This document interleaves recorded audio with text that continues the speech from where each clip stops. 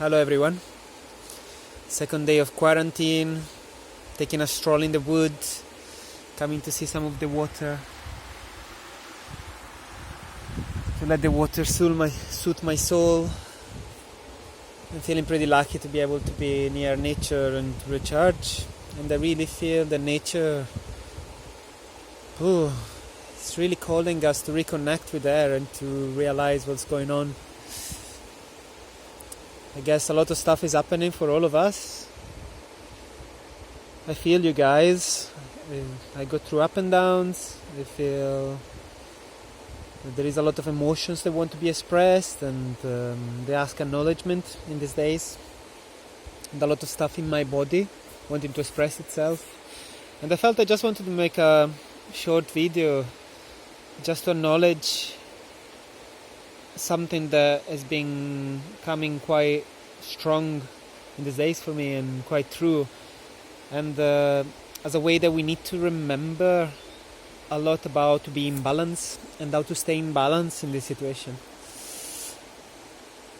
I guess I've spent a lot of my life working and campaigning both as an activist on the ground, like for social change and environmental activism, as well as spent another section of my life a lot in spiritual growth and dedicating my life to a lot of the soul enrichment that I received from cultivating spiritual discipline and exploring different spiritual practices, and really looking into the understanding of what's beyond what we can see.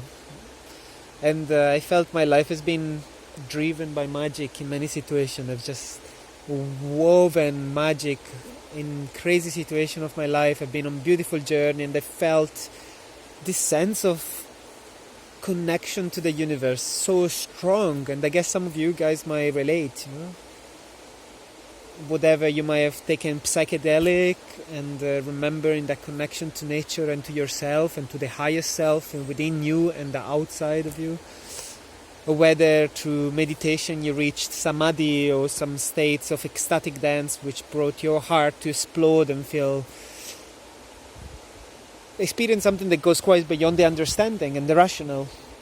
And we are in a time right now where the fear and the whole structure of society coming down and us being compressed into a house in quarantine make our mind and our soul and our spirit to compress and really feel like in the 3D level, like, and just get stressed immediately about all the possible worst case scenarios, and not being able to relax our nervous system and no sleep because we feel what everybody's feeling, and it's a big time. Changes are happening, and we are coming through a process of grieving what we are losing, and everything, the whole system goes in overload. What I feel is important to remember, though, is that once we go into this contracted state, and it doesn't mean that it's not true, it's not real, it's not important, it's not dramatic, it's not crazy, it's not scary.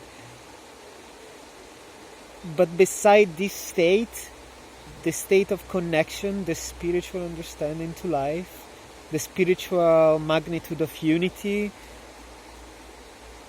and a lot of what most of the mystic tradition, most of the religion, most of the most beautiful and influential people in the world, like Nelson Mandela, Gandhi,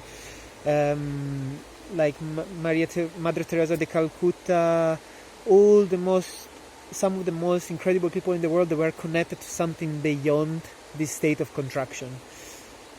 And we need to remember that, especially because we are called in every moment to look for the balance in between the worlds. And once we go into this strong contracted space, we need to remember that we need to go back to the other one, like yin and yang in the Taoist philosophy. They have the yin, contracted solid state of matter, and the yang, the expanded, most light and light field, and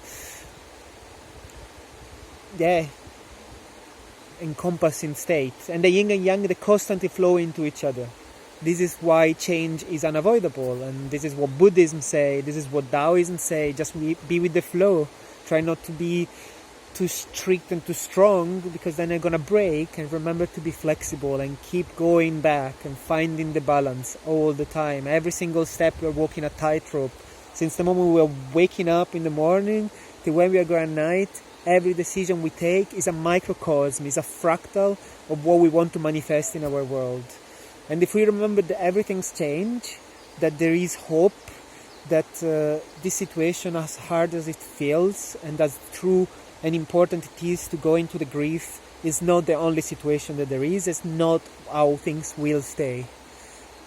This will allow us to envision, to remember, and to connect to the wisdom beyond our mind, to the wisdom beyond our fear, to the wisdom that a lot of our ancestors, to a lot of elders that are not quite recognized, and we are not giving any voice to the elders, which knows a lot of the wisdom that only come through age and through connecting to the spiritual world, to the natural world, to the internal world, could give us. The wisdom that tribes, the tribal council, that indigenous populations, indigenous tribes could give us, the connection, the way of praying, of connecting to what they call Great Spirit. Religion will call it God.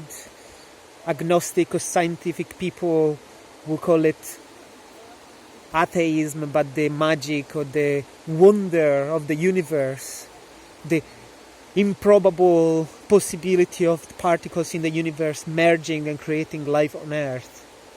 Whether you call it probability or whether you call it God and magic, there is something beyond what we know. And most of the broadest tradition in the world, the religion, there is one message in common. What's really worth knowing goes beyond what you think you know. Goes beyond the knowledgeable, the what you can know. My English. And so, yeah, let's remember that. And let's connect. Let's remember that going into nature, we reopen our state to a more expanded and receptive state, and we are not remaining in contraction. So I invite you, go to nature if you can for a walk. Don't stay in front of the screen all the time. I mean, I'm doing it a lot, and I've noticed the impact it can have on my mental health and on the contraction of my body. So go in nature, spend time in silence, just for a walk without your phone, and just really acknowledge that there is something going on a collective level. We are all unified in a big collective unified field right now. We're all experiencing similar emotions, similar situations, similar hopes and fears. And this is amazing. We are connecting at a level that we are never connected in our generations so far on a world global level. This is exciting. This is incredible. And they make me think about the water, and as each little drops that comes from the sky, it feels so afraid of falling. And then it lands into the river, into the sea, and you feel part of that connection, of that unified stream of consciousness, of the flow that we are unavoidably part of. So I don't want to be too poetic for those of you that say, yeah, but the NHS is collapsing. I want to acknowledge this is happening, and this is important, it's terrifying. But we are here for this time. We are here to remember as well that these times, they can't just go on one side. They can't just go in the hand of politics. We can't just give the power to few people on the top of the pyramid, those politicians that make decisions for us, because if we give power to them, nothing will change. The power starts from within. We need to remember that we are the microcosm. We are the fractal that will make the collective field shifting.